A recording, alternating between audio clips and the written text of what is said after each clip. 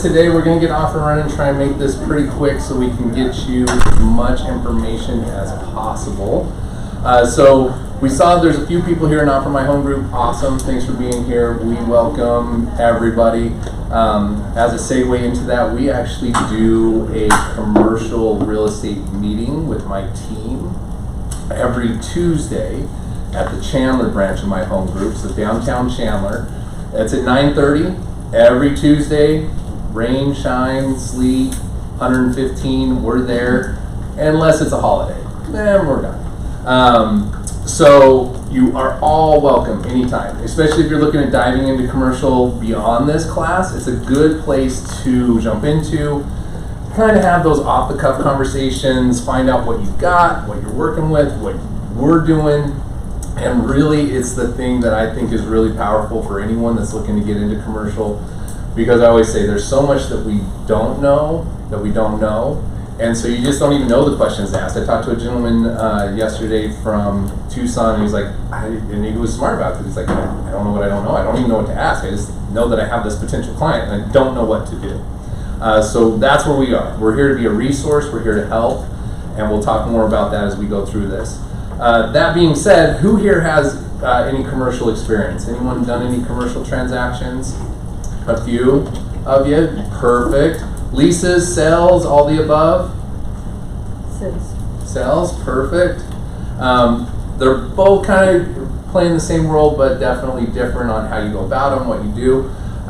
One of the things with that is if there's something that you had in those that you had any questions about or something you saw different, let us know. I love these to be an open conversation. Ask all the questions. I mean, you can raise your hand any time. If something I say spurs a question you had about something else, we will go down that rabbit hole. Ask my team. I love to tell stories and get off track, and we'll just tell you all the cool stuff. But I felt that that's a really good way to learn rather than me just saying, here's what this is, and this is how this works, and da-da-da-da-da.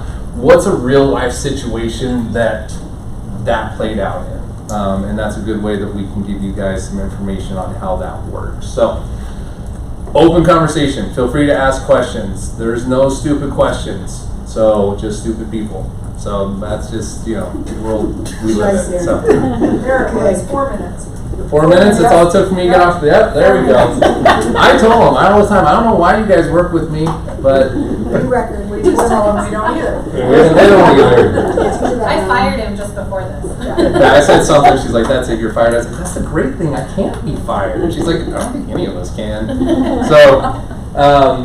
So who is this guy talking to you? Why are we talking about it? I guess I kind of went over some of this stuff. Some of the stuff we're going to talk about, the keywords, information, making offers, how that all process works. Where do you find commercial deals? That's probably one of the most common questions I get, and we'll dig into that. So, about me, why do I get up here and talk to you guys and tell you about real estate? Well, the white in my beard should tell you I am old, and I have been doing real estate pretty much my entire career. I cut my teeth in 1999 getting into the real estate world. Anyone remember what was happening at the end of 1999? The world was coming to an end, right? It's always coming to an end sometime, right? That was just that year's flavor. Y2K, the computers are going to crash, money's going to go to zero, no one's going to know what they have, everything's going to reset. I'm from up northern Arizona. We had crazy preppers that were like going to the nines, like the world was going to end. Why are you getting your real estate license? This is dumb. And I had transferred out of college, getting my engineering degree, because I realized that was not for me. Loved it, still love design, love buildings. Didn't work for me. Transferred into real estate. Long story about that, don't have time for today. But the world was ending. Good thing it didn't, and we kept going. As I mentioned, northern Arizona. I am a 5th generation Arizonan. I love Arizona. I have traveled all over most of the world. I've lived in a few different places. I always come back to Arizona. This is my home. I love it. I got roots here. We've got good family here. So this is where I am. This is where I decided to be. Oh, and Batman is the best superhero. I know the movies aren't the greatest. Marvel's kind of come in, done some awesome stuff. As you saw, there was Iron Man at the beginning. those are the two I relate with. Me and my wife, she is a total Captain America fan, so we are like this when Civil War came out. Like, I think we literally got in a fight in the theater. She was like, oh my gosh, I can't believe Tony Stark. I was like, what is wrong with you? He's trying to save the world. You and your idealistic ideals, they don't work all the time. So anyway, that's about us. But I love those superheroes because they're real guys. They're you, me. They just happen to have a superpower called money, and they're able to make cool things happen. But they didn't get hit by gamma rays or fall from a planet or get hit by a meteor. They can do cool things. So I just want to do cool things. This was my first cool thing. This was a building, my first commercial real estate transaction. And this is going to date me, 2004. It's when I did that building, bought that building for a client. And we actually only bought this part of the building. Offices many times are office condos, like this building. This is office condos. And so that building was parceled off into 4 separate parcels. Just imagine that it was cut in half and cut in half.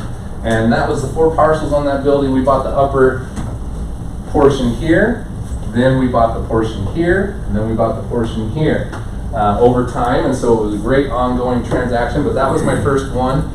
Still have a good love-hate relationship with that building. Sometimes I pass it, I'm like, you were the one. Where is it?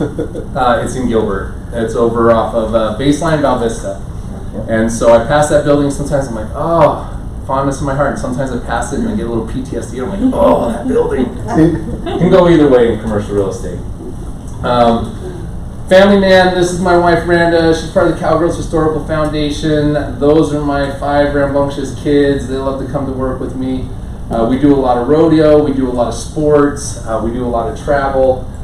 We just have a blast together. And like you've already learned, I have a disease, and we're just going to put it out here on the table. It's called Witzelsuch. My wife calls it Witzel Dutch. I just have a knack for saying inappropriate things and puns and jokes at the wrong time, in the wrong setting, and sometimes they don't always land well. If they do, just take it with a grain of salt, move on. Carla's my barometer in the front. If I get way off, she just does this, and I'm like, okay, gotta stop. But fair warning, if you come to a Tuesday meeting, you will see. Oh, look, you updated it. That was last year's awards dinner. There's a joke in our office that if you want to be successful, you have to wear a white jacket. So we wore a white jacket to the awards dinner just as an inside joke. And then Carla had the great idea to fill the trellis with tequila. The fun part about that is she got Jeremy to drink most of it. So if there's commercial real estate and there's one thing that goes along with it, it's usually copious amounts of alcohol. They just kind of go together. But we've won awards every year that there is at my home group and in other places. Actually, we should update it. We've got the Arizona School of Real Estate and Business just recognized us as the Commercial Broker of the Year. So that was a pretty cool recognition from an organization that covers a lot of real estate in the Valley. So all that to be said, we have some experience, we have some knowledge. We're here to share that with you guys, hopefully add to your knowledge and experience on how to do commercial real estate. Now, as we mentioned, some of the things that people come up with, and one of the things that, what was that? Mouse. Oh, there we go, thank you. Oftentimes it's a whole different world when it comes to the vocabulary. I always tell people we are both in the real estate world. We're both, or real estate universe. We are in the real estate universe. But residential might as well be the Earth, and commercial might as well be Jupiter. We are on separate rotations. We have separate climates. We have separate schedules and seasons. But we both rotate around the sun. So this is just a fun little example of what it might sound like. Rockwell software is Rockwell Automation's Retro Encabulator. Now basically the only new principle involved is that instead of power being generated by the relative motion of conductors and fluxes, it's produced by the modial interaction of magnetoreluctance and capacitive duractance.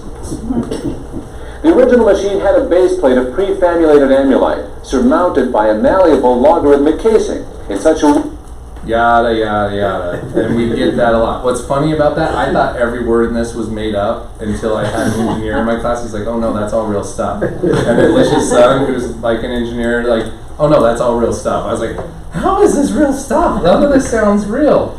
But that's how it is with commercial too. there's a lot of different terminology that just might not sound real, or what is it? When people call me up and they're like, start talking, and we start talking about lease, I'm like, oh yeah, TI, and they're like, who, the rapper? No, TI, tenant improvements. So what are tenant improvements? Leasehold improvements, also known as tenant improvements, when you change anything in the building, walls, carpet, paint. Here's the crazy thing. Unlike houses where most of the time people go, hey, I want a 4-bedroom, I want a 3-bath, 3-car garage, and a pool. Some people have the vision to go in there and change it up, right? Like, hey, maybe there's an office, we can just enclose a door. Most commercial real estate doesn't fit the exact model of what that business is doing. Lots of businesses are very specific, especially if you're into any type of manufacturing. All bets are off that they're going to be able to find a building that fits what they need. They're going to have to go in and do TI. So tenant improvements is one of those big things that you want to be aware of, not only for your client, but for you.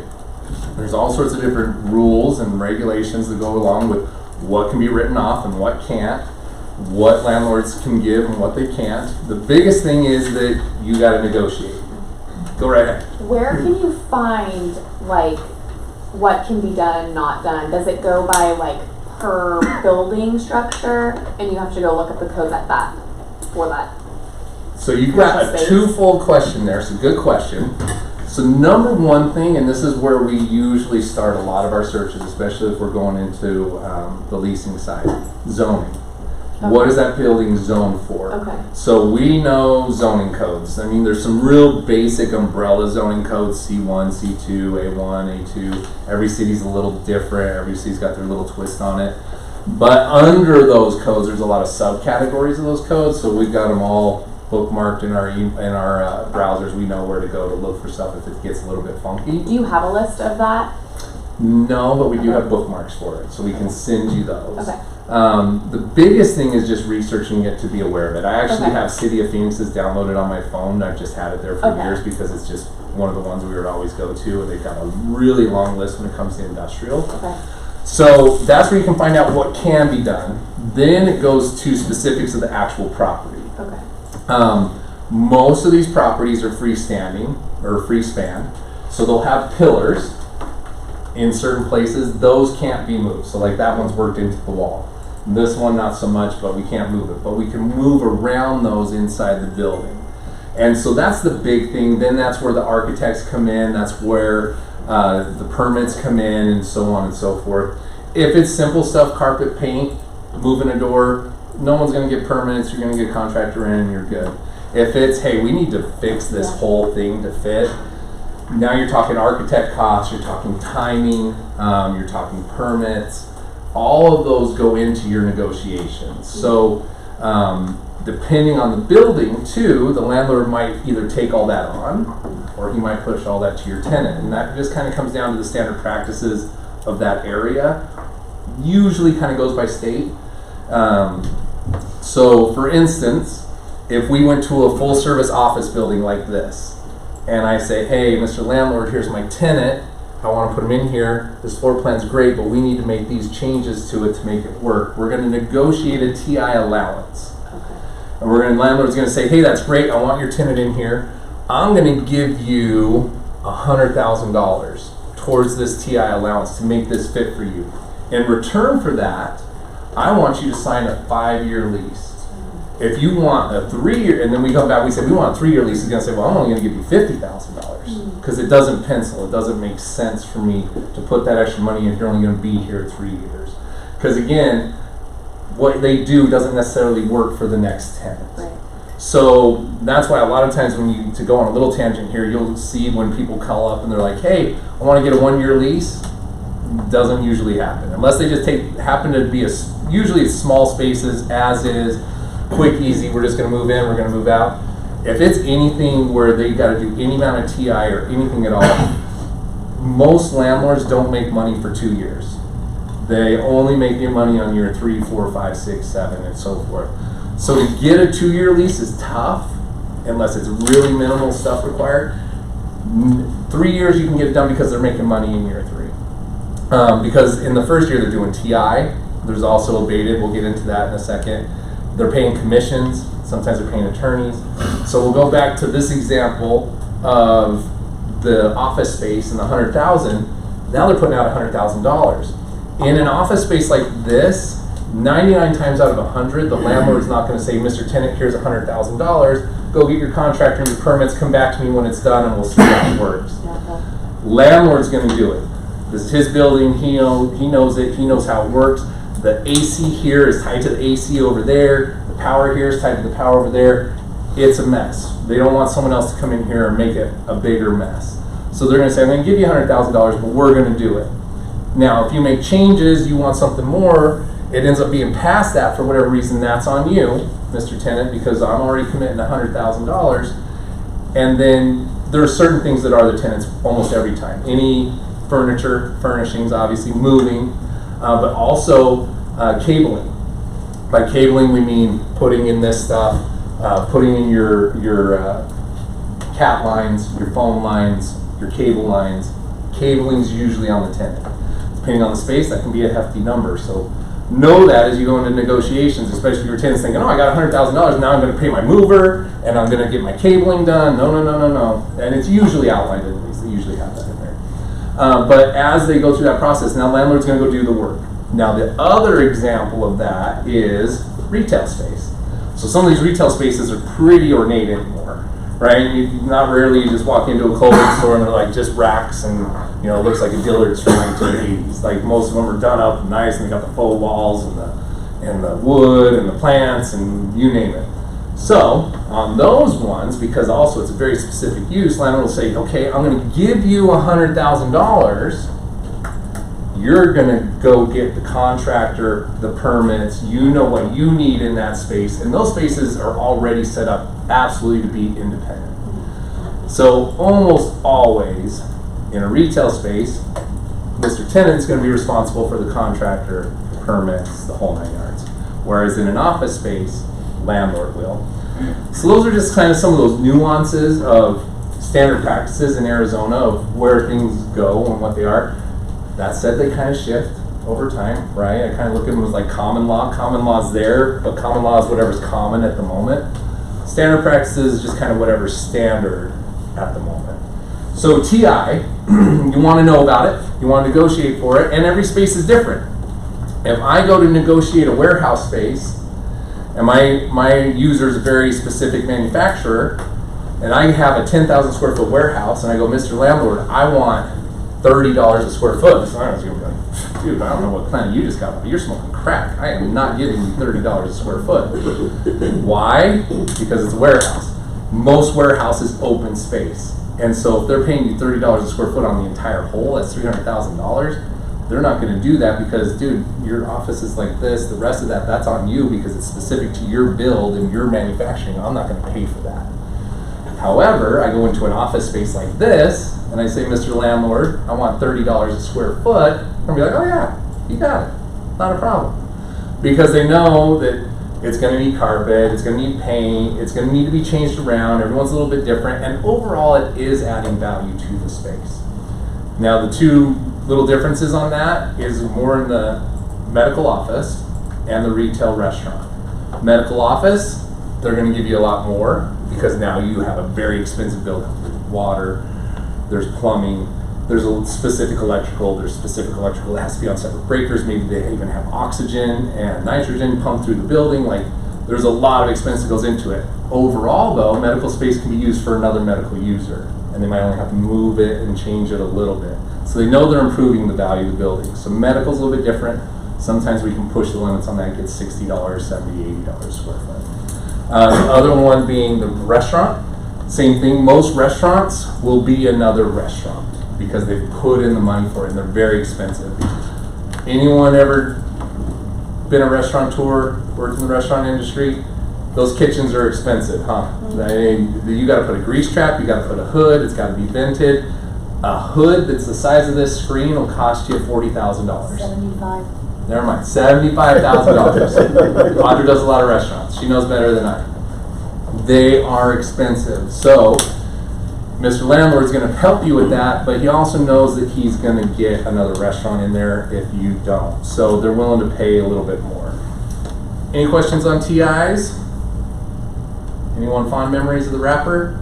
Want to sing their Oh, favorite yes. song? No. We need some like T.I. over music on that, like it's just lightly playing in the background. All right, some of the things to consider. Expense stop. Anyone ever heard the term expense stop before? This is important when you're talking about leases. In your lease, they're going to have things that you're going to pay for.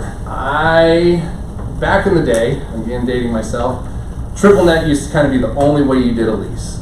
Is that on here? We're getting there. So we'll skip that part. We're going to come into that. But expense stop, you're going to have other expenses on that lease. Every lease has other expenses. What this does is it says we're going to hit a stopping point on those expenses.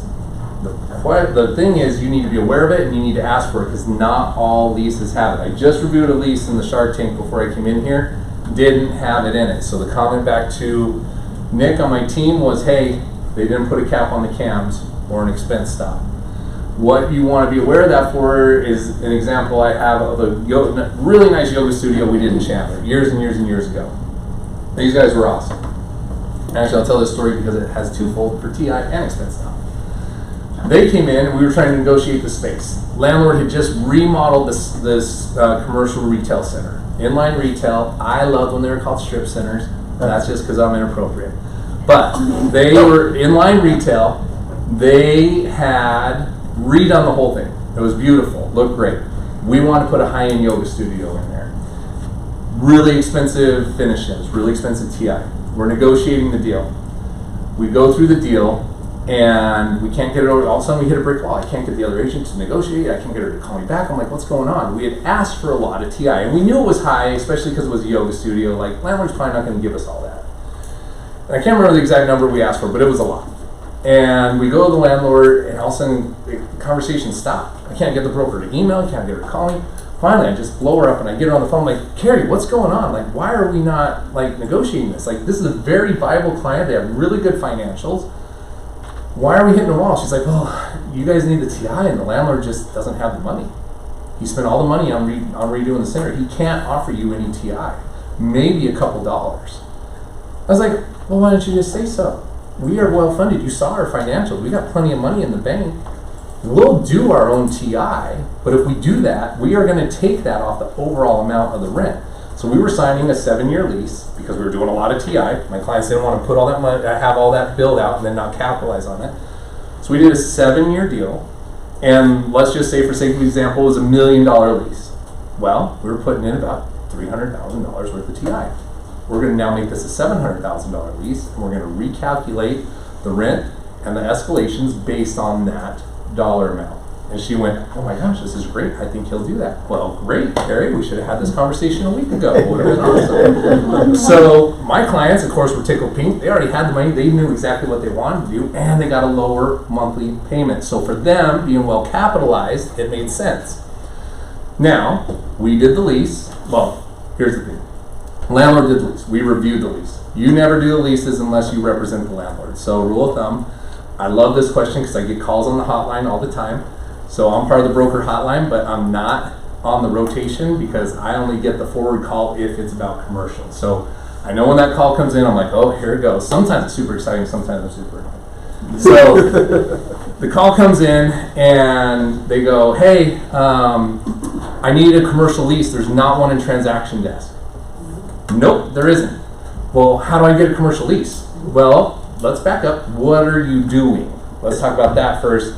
Because if you're already asking me for a commercial lease, I know you don't know what you're doing. So, what are you doing?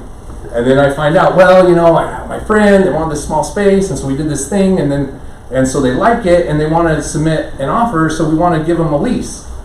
No, that's not how it works. The landlord always does the lease. And the reason there's not a specific lease for, or a generic lease for all of commercial, because every commercial product is different. I cannot take a retail lease and use it for this building. They are not the same. They don't cover the same things. They don't discuss the same problems. They don't have the same rules and regulations. A lot of the laws are not the same. We talked about zoning. The zoning's not the same. So many differences. You can't pick that lease up and use it over here. Vice versa, I can't use the lease here and go use it in an industrial space. They're totally different products. And even in most industrial spaces or office spaces or retail spaces, if I take that lease and try and put it in another warehouse space, it's not the same. Because that warehouse, instead of being zoned I1, might be zoned A1. And then instead of being 10,000 square feet with multiple tenants, it might be 30,000 square feet standalone on its own parcel. So many differences. They don't overlap. So if I get that call, that's why we got a problem right from the beginning. So you don't do the lease unless you're representing the landlord. Then the landlord should have his lease. His attorney should have done it. That's a whole other conversation. But in this case, landlord had his lease. They sent it over. We redlined it. Went through our things. Redlining is when we get a contract and we don't agree to all the terms. So there's a nice little tool now in Word that happened about 10 years ago, which is fantastic. That makes your life completely better. You just turn on Tracker and Review, and it tracks all the changes, and you go in there and you start changing stuff, and it tracks it for everyone. Changes it a different color, highlights it, makes a comment out to the side, everyone knows what's going on. So we had redlined this lease, gone back and forth, we all came to an agreement on what the terms were. Bada boom, bada bing, we invoice, we get paid, we move on. Fast forward about 4 years later, and my client calls me up and goes, Dutch, I just got a bill for on top of my rent. They want me to pay them like $7,000. I was like, that doesn't sound right. What's going on? It's like, yeah, they said they did all these improvements and they had all these extra charges and expenses have gone up, and now I got to pay extra cams. And we'll talk about cams and whatnot here on the triple nets. I was like, okay, that's not right, Jason. Let me go back and look. And I was like, oh my gosh, I really hope we put an expense stop in his lease. Because if we didn't, he's going to be coming to me going, Dutch, why didn't we put an expense stop in my lease? I went back, sure enough, it was in there. They could only increase it, and I think we had a really good one at that time, it was 3%. Kind of standard practice right now is 5%. But we had 3%. You cannot increase the cams more than 3% year over year over year. So I was like, look, even if they had 5 years ago, increased it the following year, following year, following year, following year, your total increase right now would only be like $560. It was a very low amount, not like 7,000, whatever. Like it was exuberant. So he was like, oh my gosh, this is great. Can you outline that part of the lease for me and send it back to me, and I'm going to tell them, and I'm going to go back to them. I was like, you got it. So screenshot that part of the lease, give my quick little explanation, send it back over to him. Guess what? Never heard from it again. Went away. Landlords aren't always perfect. They don't always know. We already knew this landlord kind of didn't have a whole lot of like prowess when it came to the commercial real estate world. And they change property managers all the time. You get a different property manager, they get a different idea of what's supposed to be in the lease, or they don't know, or they try and put everything the same. Because here's the other thing. One tenant might have one set of terms because their client or their attorney or their broker negotiated, and another tenant might have separate terms, and another tenant might have separate terms. So they don't always blanket cover the same. So we had a 3% stop. His other tenants may not have. A lot of times tenants go into these deals without representation and they don't know any better and they just sign the lease. And then all of a sudden they're like, well, I got this bill for $7,000. What am I supposed to do? Pay it. I say, let me see your lease, because that's another call we'll get. We'll get calls from, a friend of a friend, or a business owner knows a business owner. Hey, Aaron, I gave them your name and number. They're having problems with their landlord. They just got this big bill. They want you to talk to them. First thing I say, send me your lease. Happy to look at it for you. Pro bono. If we can help you out, we will. If we need to do a renewal or a negotiation, we'll jump into it. But otherwise, let's take a look at your lease. And half the time, honestly, guys, they're up a creek. In Arizona, as long as it's not illegal, but it's agreed to in writing, then guess what? It's binding. What's illegal? So illegal would be, I want to agree to sell cocaine on this property, right? So Mr. Landlord says, hey, so you mean literally like by like law? by law. I didn't know that meant Yeah. like a specific amount. No, so amounts, there's no amount specific. So those of you familiar with residential leasing, like you have a cap, right? Like you can only charge a month and a half for deposit, you can only charge a certain amount for total move-in, you can only charge a certain amount for rent. That doesn't apply in commercial. They can charge whatever they want. If I agree to it, you agree to it, the deposit could be $1 million and the rent could be $2 a month, right? We can agree to anything unless it's illegal. So if it's illegal, then it's not binding. What else isn't illegal in commercial that is illegal in residential? Like Fair housing. yeah. Guess what? Fair housing doesn't apply. We're not selling houses. The only product fair housing applies to is multifamily, because it is housing. But yeah, fair housing doesn't apply to me. Lead-based paint doesn't apply to me. RESPA, for the most part, doesn't apply to me, because that's all for housing. It's not commercial product. So the one thing that does get us a lot, ADA. ADA is huge. Huge. So guess what? We know ADA. Now, I can tell you I'm not going to rent to you because you're handicapped, because my building's not set up for it. I can do that because I don't have to go and pay to make my building fit your need. Just like I don't have to make my building fit your restaurant, I don't have to make my building fit your manufacturing, I don't have to make my building fit your office. But if I do allow you in there, I better be ADA compliant. Does that make sense? So there's different things that go along with that. Like medical, sometimes medical can't go where medical wants to be. The building's not set up for it. It's not ADA compliant. One of the big things, parking. Parking ratios on medical is 5 per 1,000. That means for every 1,000 square feet of building space I have that's dedicated to medical, I have to have 5 parking spaces. So if I have 10,000 square feet, how many parking spaces do I have? 50 parking spaces. Good job, quick math. So that kills a lot of deals. Because guess what? It's hard to just go make extra parking. Like, it's damn near impossible. Most places are parked out to the max, because if they have landscaping, they're like, do I want to pay for landscaping there, or do I want to put a parking spot there? Let's put a parking spot there. Unless it's on-site retention, they don't want to do it. They want to put parking there. So we get that often. I've got a building in Phoenix that is really tight on parking. They only park the whole building at about 3.7 per 1,000. So we don't even hit 4. So some tenants have less, some tenants have more, but it's in a really good medical spot. And guess what I have to tell every medical client that calls me? I can't park you. Sorry. I'd love to put you in the building. Our landlord loves medical. I don't have the parking. Damn, that sucks. It's in a great location. Yeah, I know. If I could make up parking and if I could buy some houses and bulldoze some places, we would do it. But it just doesn't work that way. So, things like that are things you have to consider when you go start looking for stuff for your client. Because there's nothing worse than when you're taking a client out, you're like, oh, look at this awesome place and it's so great. And you tour it and it's wonderful. And then for some reason no one asks and they go, hey, what's your use? And you're like, oh, we're a dental office. And they're like, crap. No problem, we love country. So yeah, things like that to be aware of. Or zoning. We get that one all the time. Literally, probably daily, we talk about zoning somewhere in our office because someone wants to do something where zoning isn't allowed for that use. Now, can you change it? Absolutely you can. But what's that take? Time and money. So it's doable. We do it all the time, which is why a lot of our deals take a long time. Real quick, base year, another thing to be aware of in the lease, we talked about those expenses and the expense stops, so expenses go up.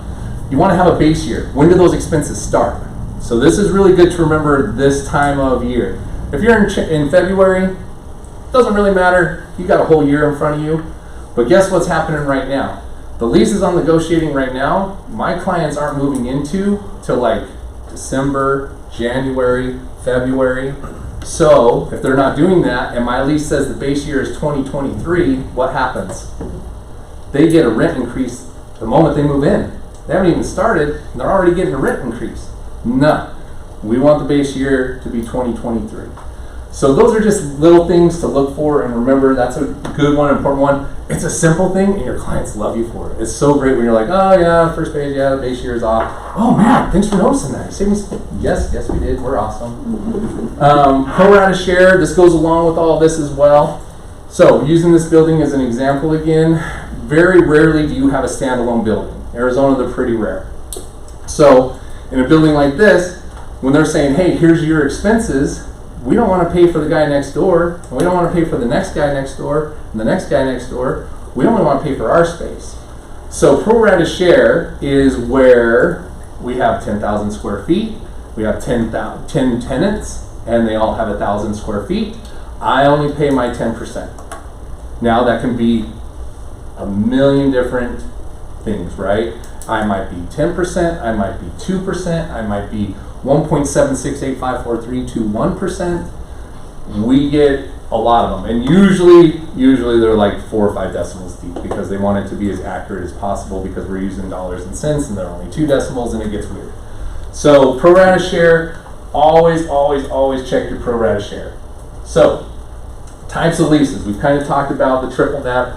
We're going to start with the single net, the double net, work our way up. We don't see a ton of these anymore. They kind of come in different names now. A lot of times you'll see modified gross, which we're going to talk about. But we don't see a whole lot of single net and double net. Really, where you're seeing these exist anymore is usually industrial, some retail. Rare they're in office anymore. But it's a different breakdown of who agrees to pay what.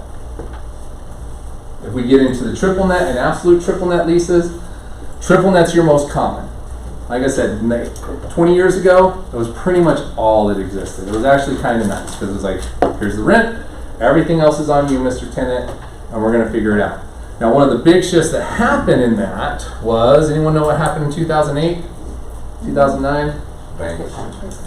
Things just went south. Oh my gosh, they went so far south. It was awful. Great Recession, right? Great Recession hits. Guess what all these tenants that were doing that were in triple net leases? Not paying.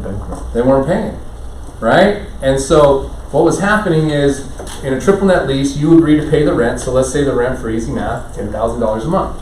On top of that, you're paying property taxes, insurance, common area expenses, utilities, all the stuff that goes along with that building. Maybe it's on your pro rata share, maybe it's for the whole, depending on the lease, or your pro rata share of that lease. So when you're doing that, 20 years ago, they would just give you the property tax bill. Here you go. You pay that. Oh, here's the utilities. You pay that.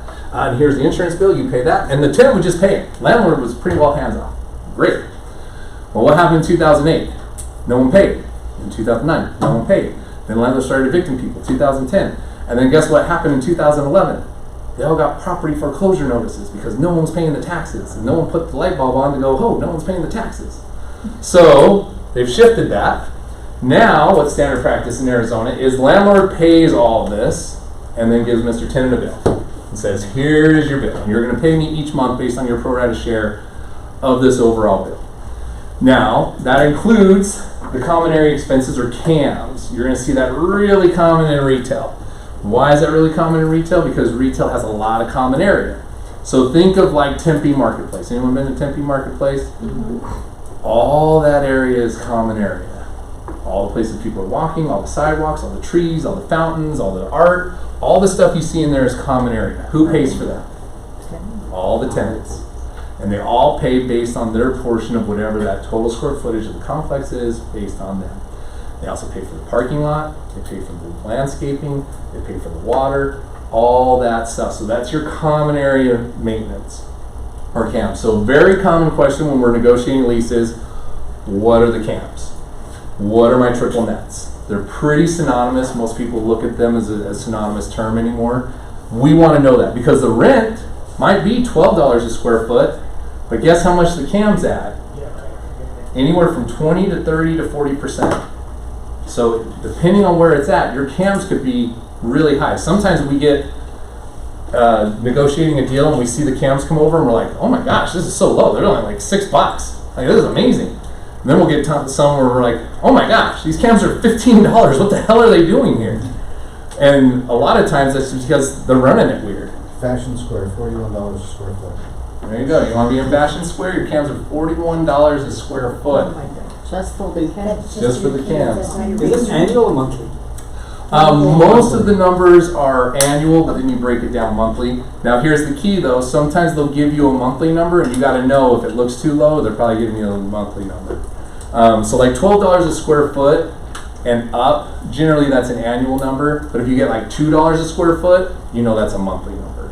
So, Is kinda it good based rule off of the thumb. square footage of the whole place or just yours? The whole place. Okay. So if it's 100,000 square foot big retail center and you have 5,000 square feet, you're responsible for 5% of the cost of that center. Oh.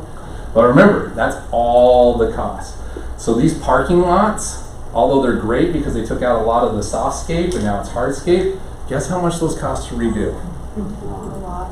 They are expensive as hell. They are ridiculous. We just did a small parking lot. I think it was like 380 spaces, $450,000 to redo that parking lot. They got to rip it up.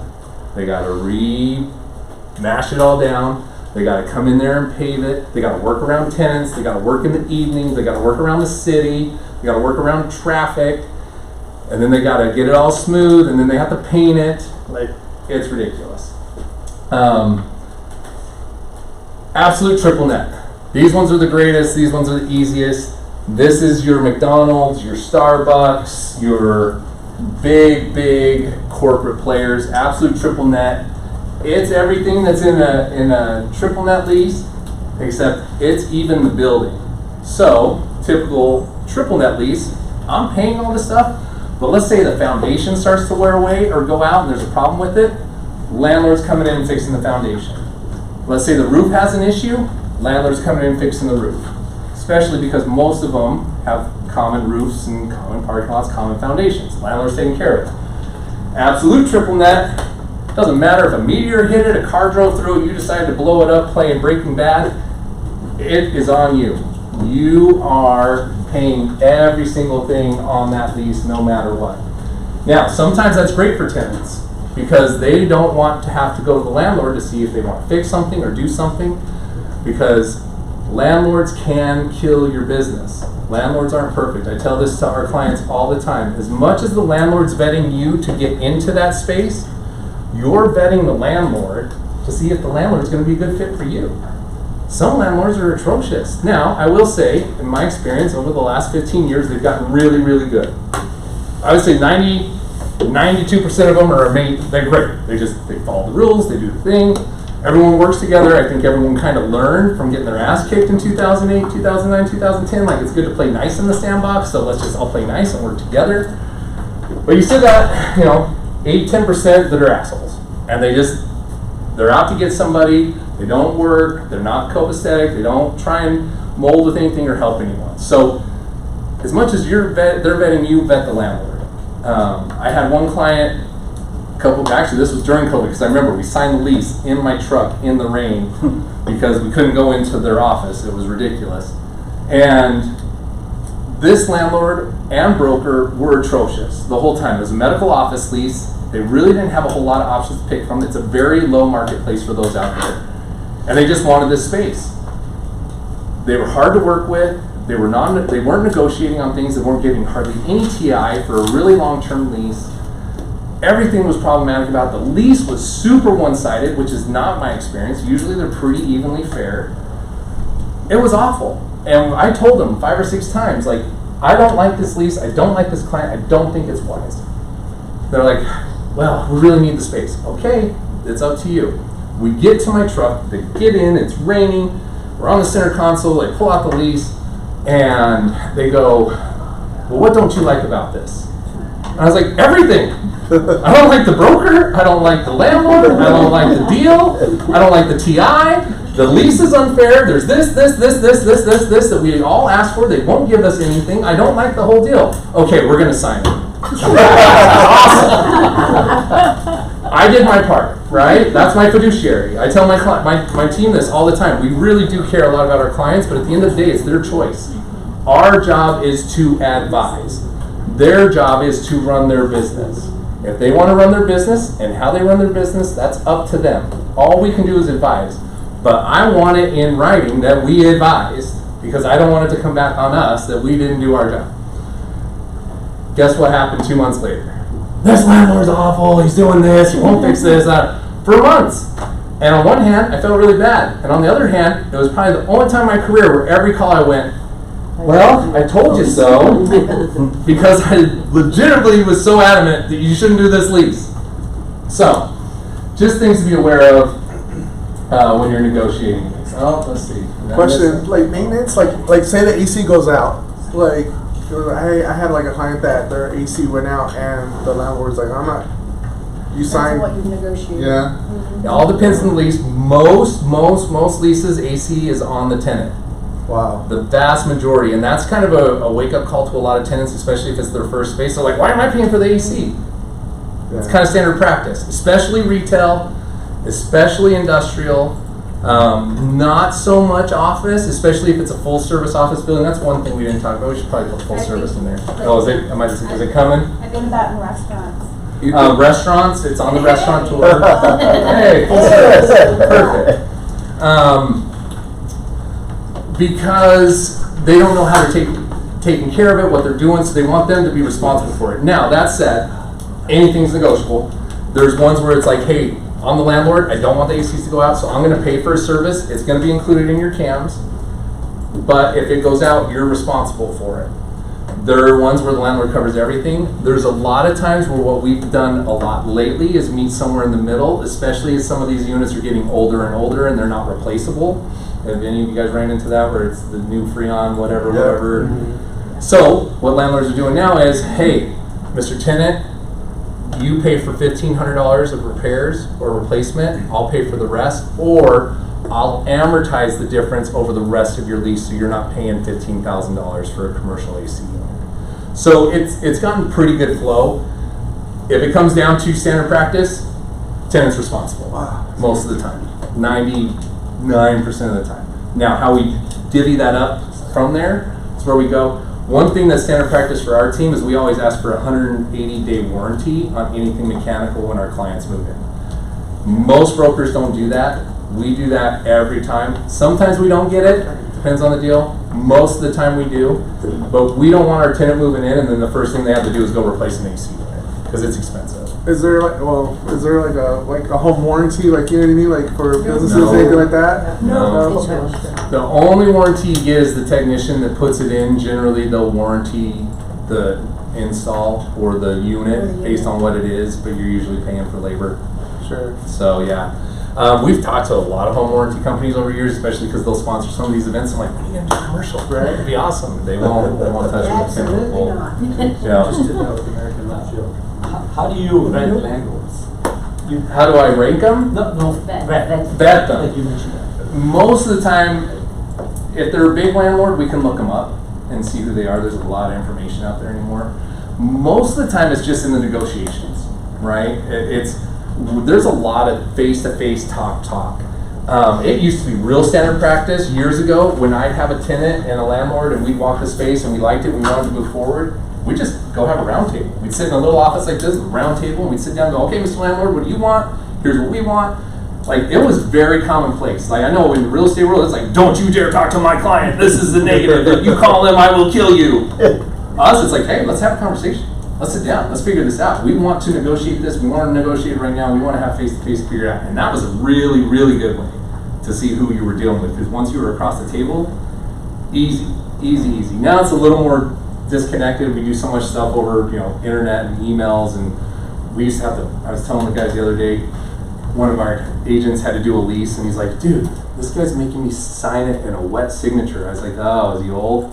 He's like, "Yeah, he's really old." And I was like, "Are you doing it in triplicate?" He's like, "Yeah, I'm doing it in triplicate." I was like, "Oh, did he make you do it on legal size paper?" He's like, "No, is that a thing?" I just That was did my that deal. yesterday. Never mind. Still It have. happens. Signatures. Oh yeah, So, legal size. We love DocuSign and it's binding and it's great, but every now and again you get someone that's old school and they're like, I want a wet signature, I want it in triplicate, I want it on legal size, I want it delivered to my office tomorrow with the COI and the deposit check, and you're just like, oh my gosh, we are so antiquated right now. But a lot of it's just those negotiations, and especially once you start pumping a lease back and forth between people, you get a good idea of where their temperature is. Some of them, like one of the guys in our office a couple weeks ago, toured the space, brought the client in. Small, it's always the small ones. It's always the ones you're getting paid dick on, and they're gonna dick you over, and it's awful. And you're just like, come on. That's why they pay so little. Yeah, little, and it doesn't work. And so it was a little lease. And I think Justin's gonna make like $800 on it. Like, we're doing it strictly for the referral and the possibility of future business. That's it. And the landlord like toured him and was like, "That's great. I'm gonna send you a proposal," which happens sometimes. Perfect. Sends a proposal, no commission. And Justin's like, "Well, why aren't you doing commission?" He's like, "Well, you didn't do anything. I brought the client to you. We toured the space. I'm the procuring cause. I did everything." He's like, "Yeah, but you didn't write the proposal because you asked to. Like, come on." Anyway, and so right then you know you've got a problem. And then everything for them, where Justin's like, "Look, I don't even care about the commission. It's $800. If my client wants it, like, go do it." And then it was the lease. And then it was like, "Hey, look, he's not doing this. He's asking for this. I'm not changing anything in my lease." Oh my gosh, this guy. So anyway, and again, the client kept pushing. Justin's like, "Man, it's completely up to you. This guy's not being flexible. He's not changing things. He's not doing anything. It looks like he's going to be a nightmare to work." He's like, "I think I'm still going to do the lease." And then he called up Justin on Monday. He's like, "Man, this guy's an asshole. I'm not doing it." He's like, "Oh, good. Kind of told you." So yeah, things like that, you'll be able to vet them, see what they're made of, what they're doing. So full service, very common in office space, not so common anywhere else. Modified gross, you'll see this in smaller industrial and in office space. They're basically, full service is landlords doing everything. He's paying everything, your rent includes everything. So all you're paying is the rent. There's no cams, there's no triple nets, there's nothing on top of that rent.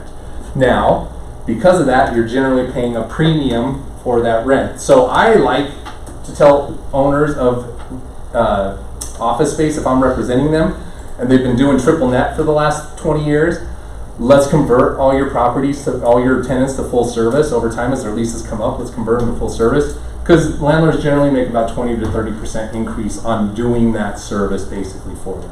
You're not getting, there's no uncertainty for the tenant. They don't need to wonder, what's my CAMs going to be next year? Do I have to worry about running my water too much? Any of that stuff, landlords paying it all, but there is a premium for that. But you really see this most in your higher end office spaces. And in those, they're willing to pay a premium just because they don't want to deal with it. Modified gross is kind of your middle grade office spaces.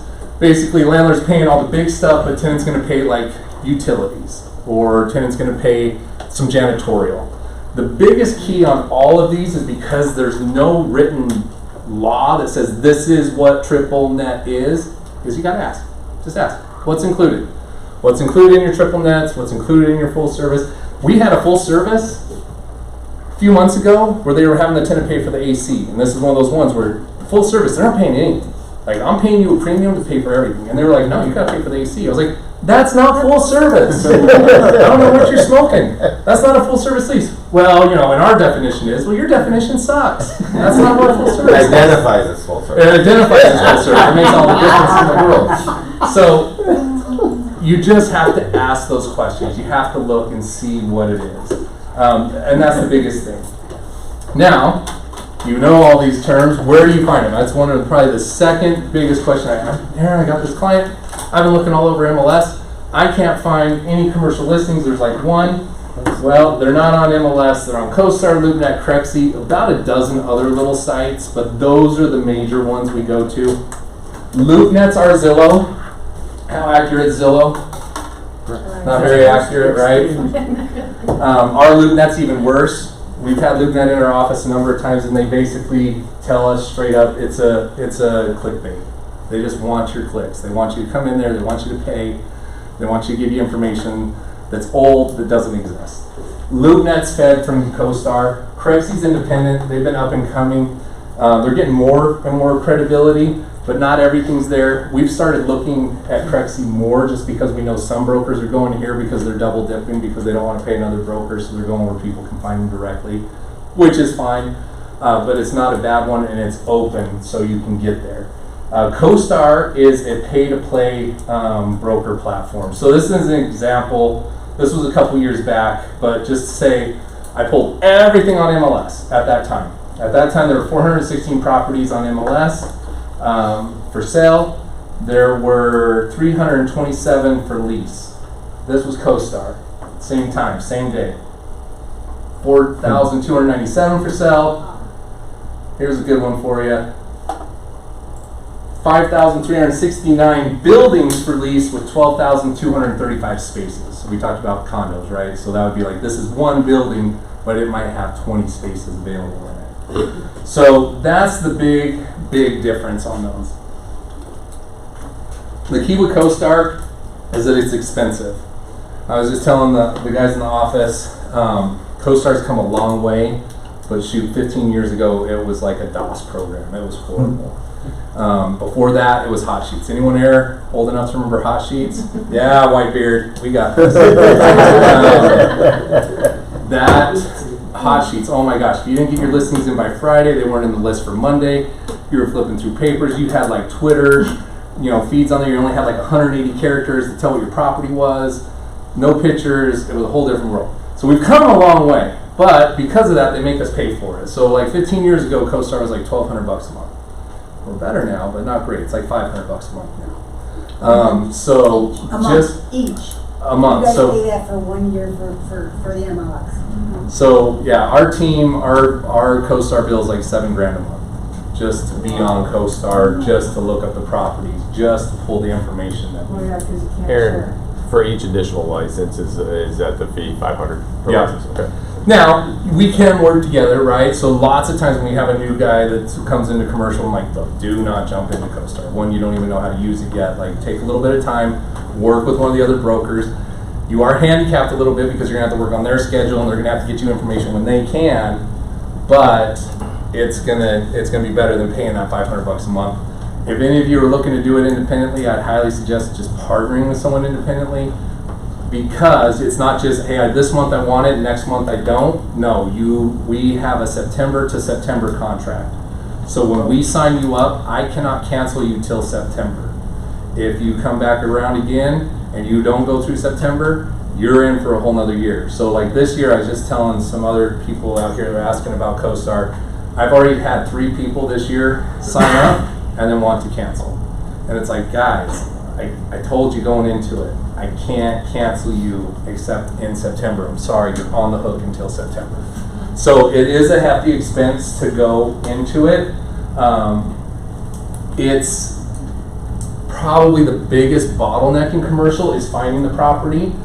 The great thing about it is that we have advanced in technology where we can get them, because back in the day it was the Hot Sheets, it was broker relations, but honestly guys, it's still a lot of that.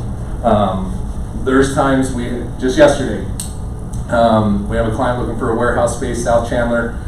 Nick emailed the 2 brokers that we know cover a lot of warehouse space in South Chandler. Said, hey, my guy's looking for this, we can't find anything on the market, what do you guys have? One of them got back to us within an hour, hey, good to hear from you, Nick. We got a property coming up next month, here's the details on it, we don't have a flyer yet, we'll get that to you when we have it. Boom, great. Basically your off-market deals, right?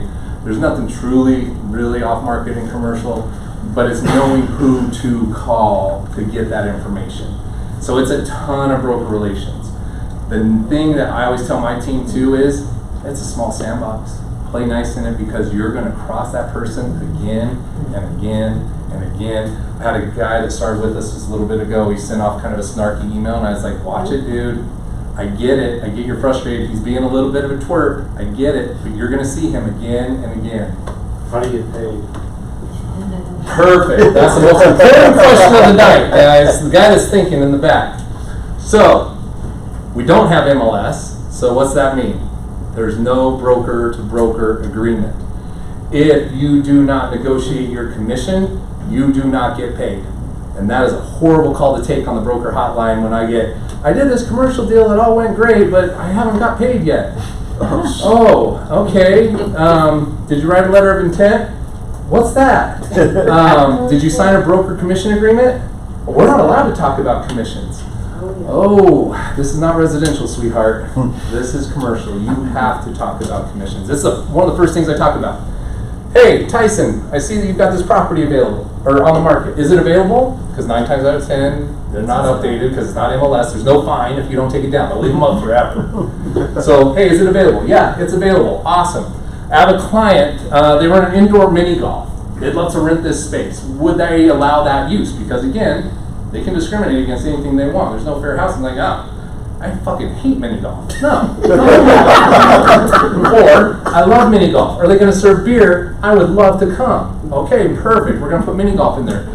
I'm just wondering, what are you offering for commission? Oh, you know what? On this deal, this landlord, you know, he's been working with us a long time. We got 4% on this side for you. Perfect. Thank you. Because if you don't get paid. If you don't put it in the writing, you don't get paid.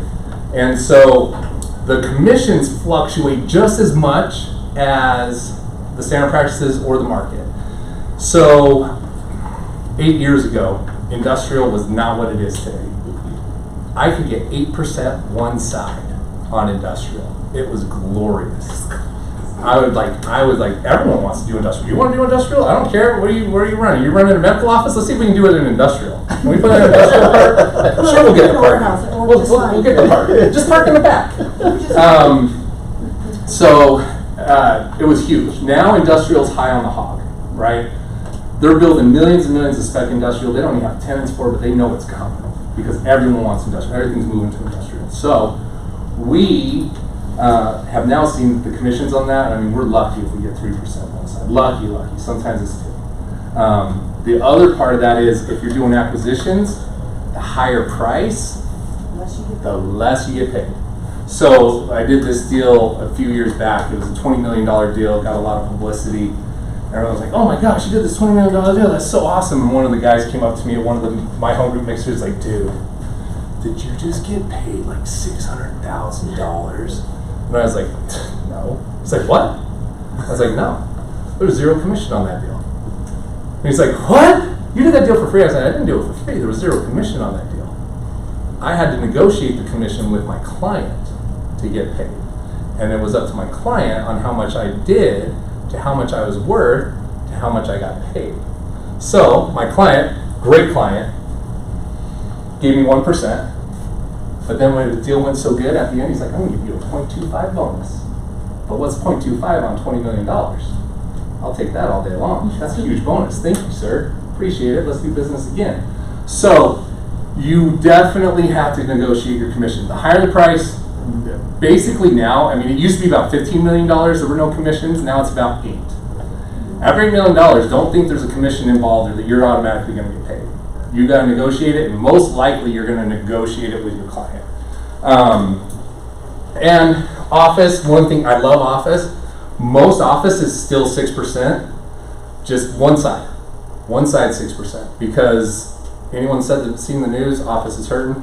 It's not. In Arizona, it's all BS.